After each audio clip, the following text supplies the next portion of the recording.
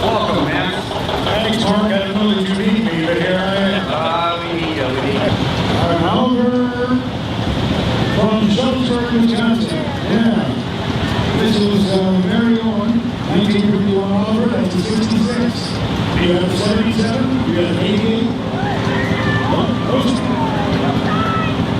people love to buy that double-digit series. All the way from Wisconsin. Give her a hand for coming this far. Glad to have you. Yeah, that's a pretty good piece up there. That's a pretty good. And here comes the other half of the Owen family. Looks like Gary Owen on the John Deere 620. 1957 model. You know, there's always a problem with photographing one that looks that good.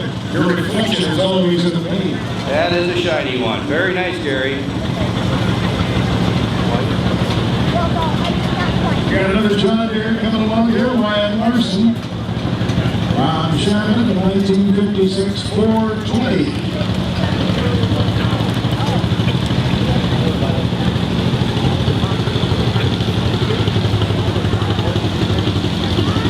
A lot of care goes into these. They get them all shined up, spend a lot of money getting the paint put on the right way, and just a lot of craftsmanship in these tractors.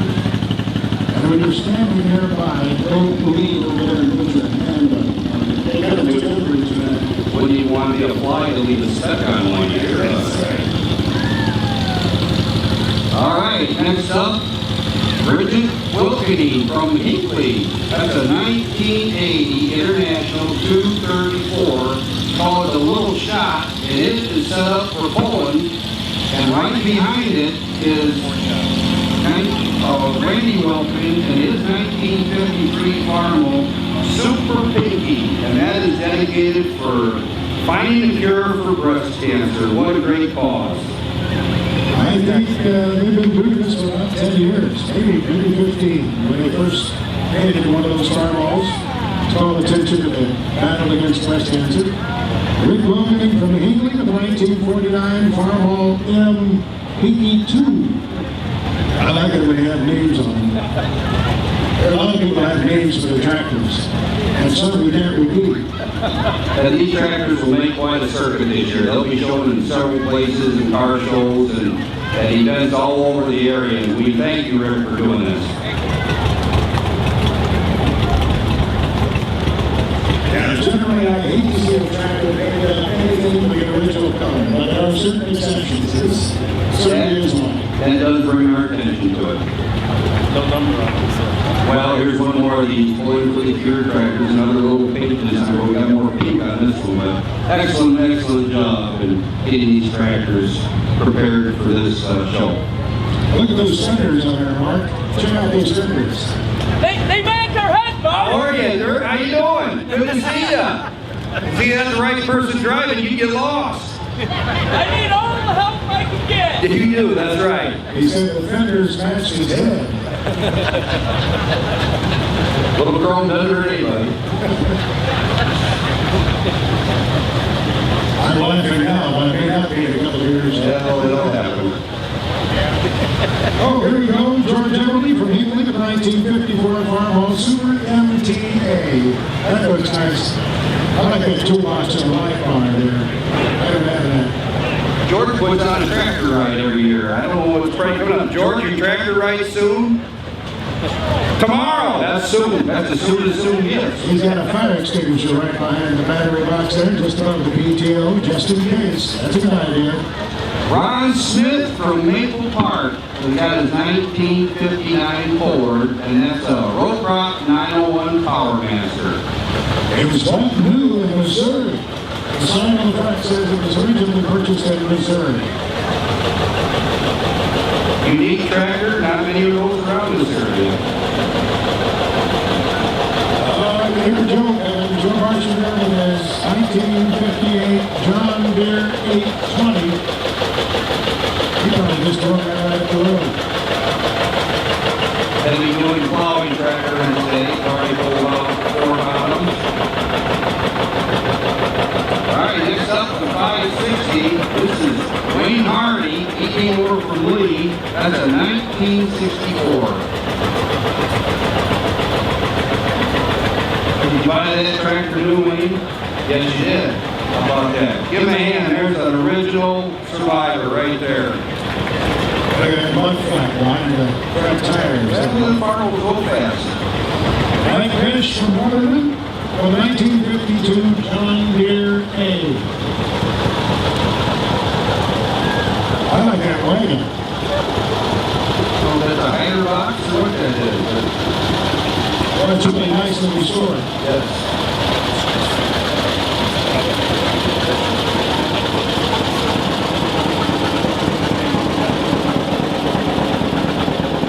All right, the next tractor coming with the flags on it. That is the Christian flag on the left side. And there's our Old Glory on the right. And this is driven by Bob Gilmore. That's a 1962 John Deere 3010. You folks looking at the wagon coming down through there, the company emblem is on the side. Manufactured it came out of Carroll, Iowa. Real nice restoration on the case running gear. Case running gear.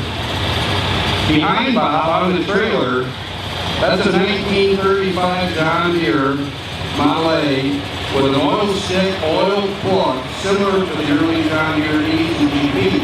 On the seat is a farmer that is actually 1 year newer than the tractor. That's a 1936 model of a Chuck Foster. Give him a hand. You got that like right, Chuck.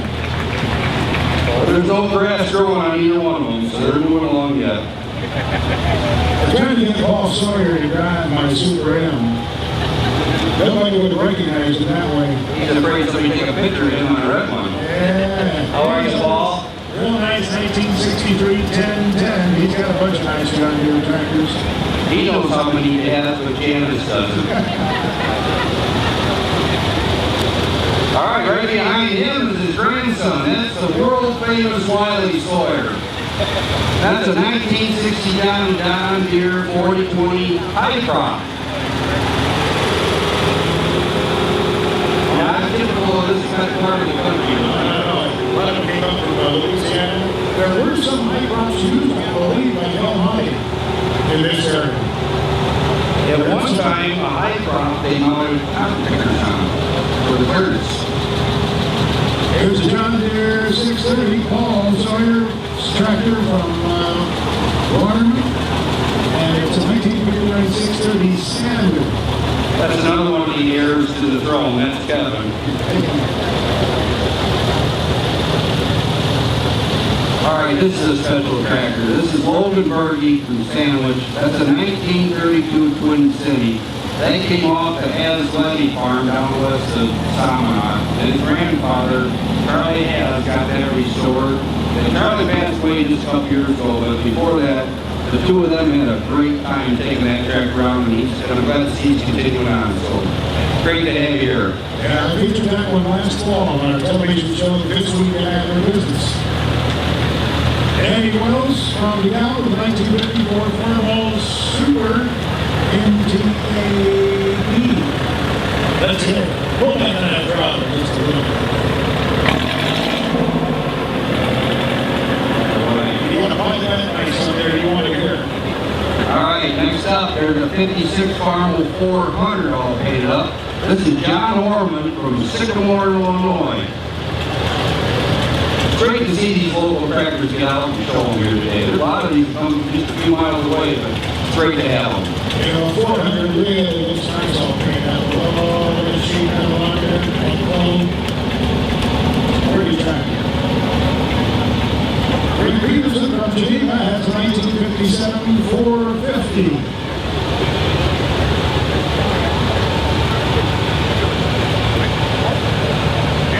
I remember as a boy seeing one of those sitting on the showroom floor at the local IHC. That was a very young man. About a 1950, what was it? 56, 56. All right, here we go. Our first Dallas Challengers, Roy Olson out of Maple Park. That's a 1971 Alice. That's an XT190HC. The HC stands for high crop. Boy, is that a nice tractor. That is really beautiful. Did a nice job restoring that. I'm glad. Great to see it here. All right, another good-looking tractor driver coming. We're supposed to be looking at the tractors.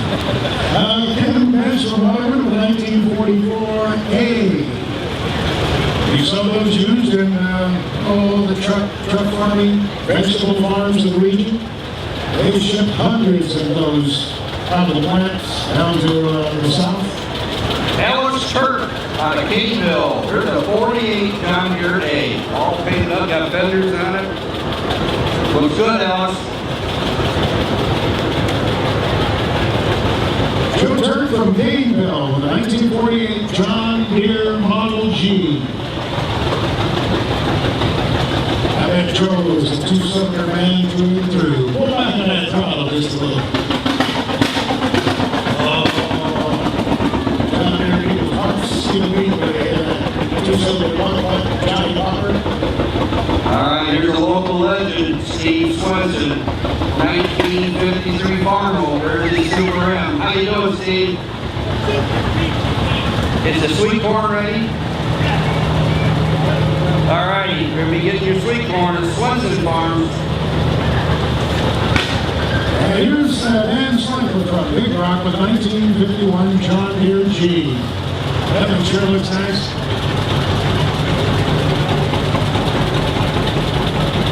Roger Gustafson from Kirkland, Illinois brings us his John Deere 40.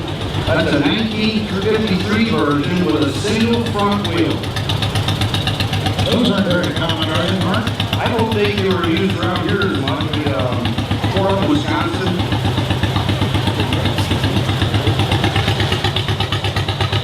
There's a case. DC-4, made in 1954. Randy Bates from Waterman owns that tractor. He's been on some tractor rides, I think, as you can see the mirror there. He's ready for tractor riding. Got a hitchman on the front, too. He's ready to go to work. He pushes that thing. That drawbar is worn right there. There's no paint on that drawbar at the very end.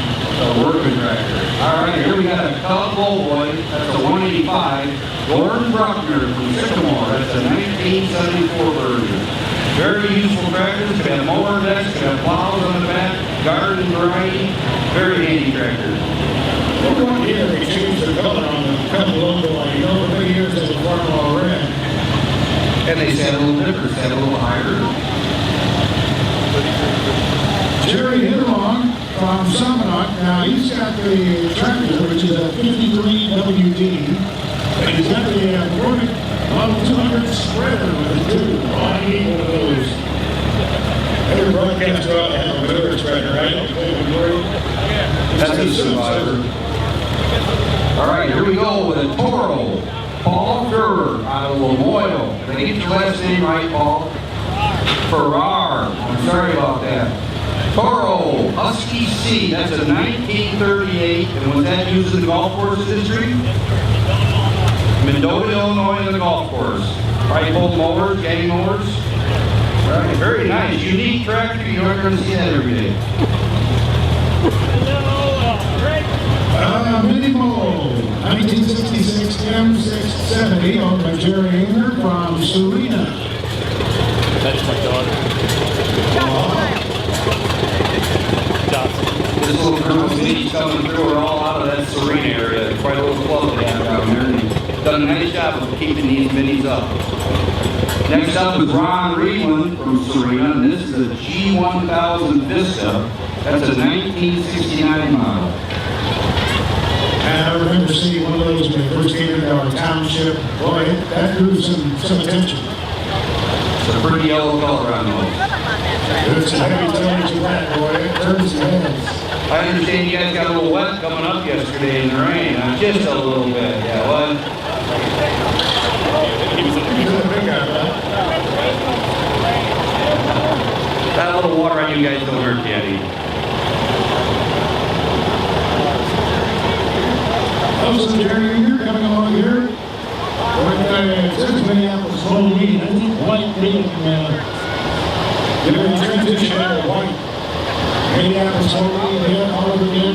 This is Jerry from Jerry's tractor from Serena. G150.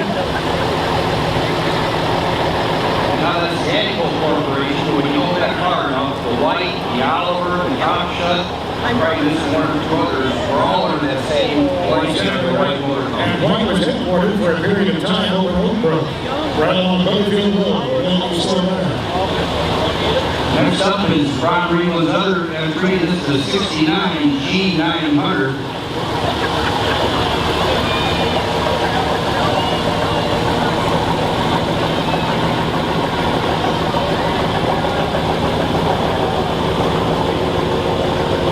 Here's a home-built tractor, a Plainsman 23 horsepower tractor, Leslie Latimer from Summerfest owns this.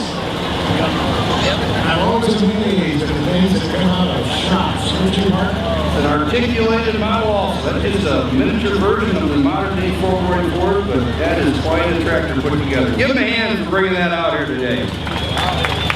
Take the mountain plow. All right, Jim Quinn, recently retired Jim Quinn. I enjoyed retirement, Jim. That's a 53 Farnell. Glad you had time to come today, Jim.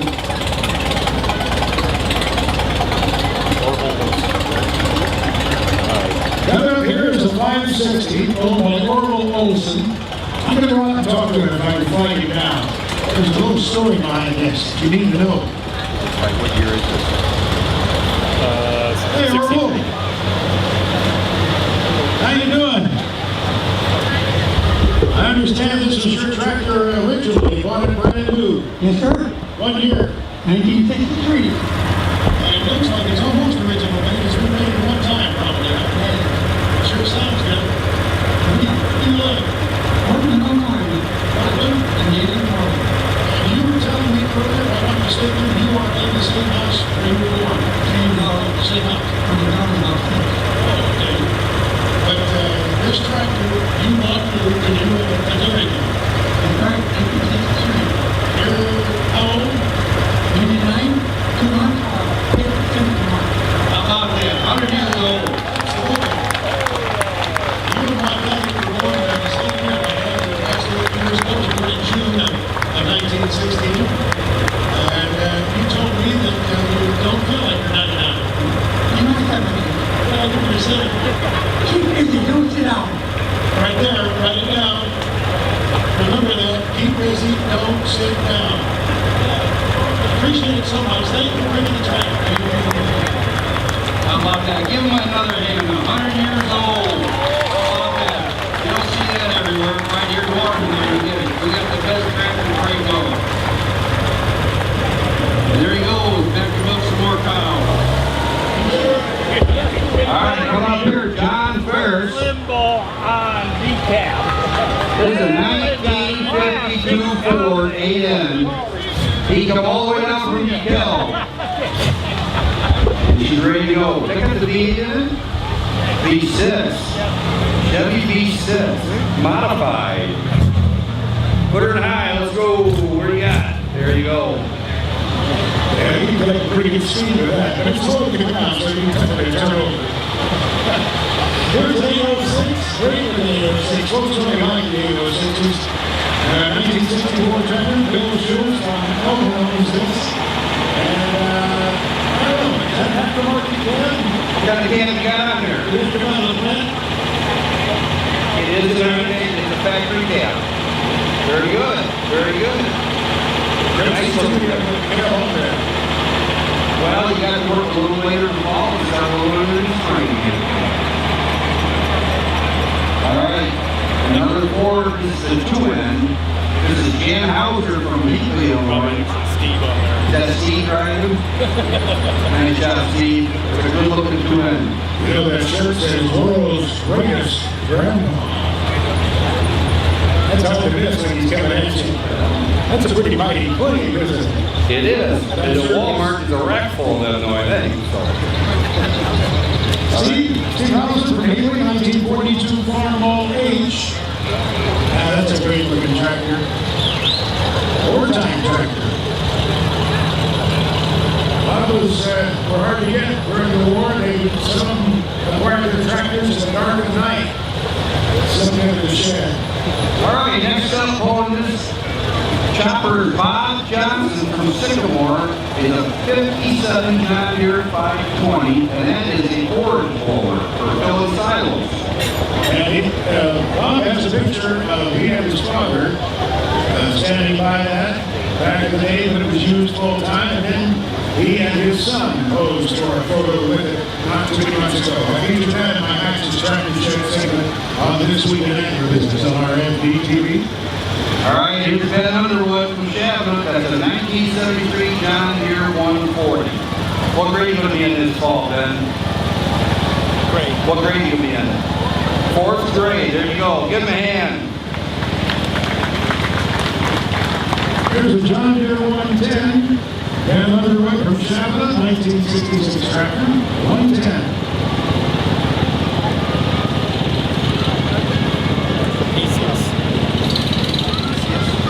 Dick Capicius from Dixon, Illinois. 1953 Fargo Super 8. Did you bring some of your own fans, Dick? I hear some hollers back here. Where are the Dixon people at? There they are. Hey, good looking ones, too.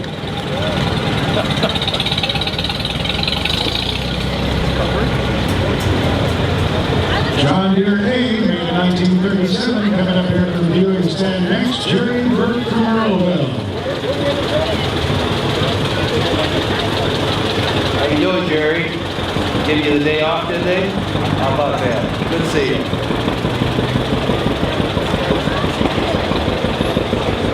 Back in the day, you could really hear those two-cylinder tractors across the fields. Carl Schroeder from Big Rock. This is a 1964 International 806. All dialed up. Good looking 806. And we're going to see one much better than that. Boy, they're in great demand, too. Two Pearson from over 1970 to 26 demonstrator. IH needed some demonstrators in that gold. Sometimes guys, when they started repainting a tractor a few years ago, noticed, wait a minute, there's something under that red paint. They found the gold that had been painted over. All right. This is an Oliver. This is from Shoulder Farms in Big Rock, Illinois. A little information about this tractor. It's a 1965 Oliver 1950. Has 105 horsepower. It weighs 10,500 pounds.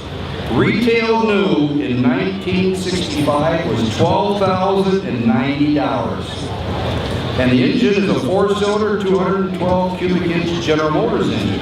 Very nice. Thanks for the information on that. It's nice to know what those tractors cost. You have the paperwork from when it was sold new? Yeah. I know a lot of people do. Well, I was able to find mine. I was just very excited about that.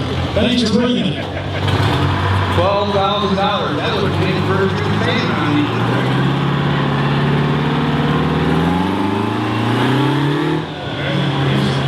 He's going to have it out. He's probably going to turn it around. Now, I'm not sure which is over here, the driver or the truck. The truck looks a lot better. The driver's got a lot of miles. Mr. Terry Andrews. That's a beautiful 1956 Lions pickup truck. S120. Did you read that, Terry? No. For the press. Oh, yeah. I remember that story. That's nice. Thanks for bringing that out, Terry. The farm truck was an important thing years ago. Thanks, Bedliner. Internationally, so many trucks, of course, they still do. We're headquartered over in Lawton, so we find out start. Gary Gavin from Soundline brings us in 1972 white. That's a 4700 PLT model. He's got a little bit of display on there. Got a Hallman tractor and Farm King out of Macomb, original over that tractor. That is nice. It's a nice combination. On board is a John Deere 110. That was made in 1967. We got another truck back there. I think he's coming this way. Get the police out of the way. All these tractors will be on display the rest of the afternoon, so take a walk around, take a visit with them. Ask some questions, too. If you see the owner there. Most of them have a story behind them. Mr. Olson would probably tell you a few more stories on that 560 he drove through here. Well, he's got a story about one particular cow also.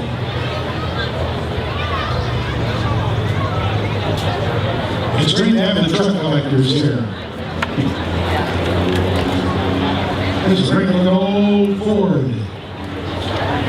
Barry Rittenhouse from Mount Morris. This is a 1951 Ford F7 Big John. What is a Big John? Big John. Go ahead, Paul. How about that? That's a little or two. As a kid, we run out to the road and just try to get those semi-drivers to blow for us. They always would. I got a 1965 license plate on the back of that also. And you just tuned in, you just missed the Waterman Lions Tractor Show Parade. Wonderful day, wonderful weather, great to see all you people out again. Spend the day here at the park, there's many other things happening. There's a tractor pull out to the south, they have finished baseball, it's just going to start up here pretty soon. Great activities here the rest of the afternoon. Thank you guys. Let's give Mark and Hans a big round of applause. We'd like to present them with a little thank you.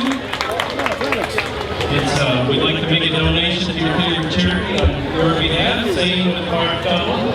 Excellent. Thank you very much. And we hope to see you guys again. If you're wondering what Lions Club does, we do things like this, and we can always use help.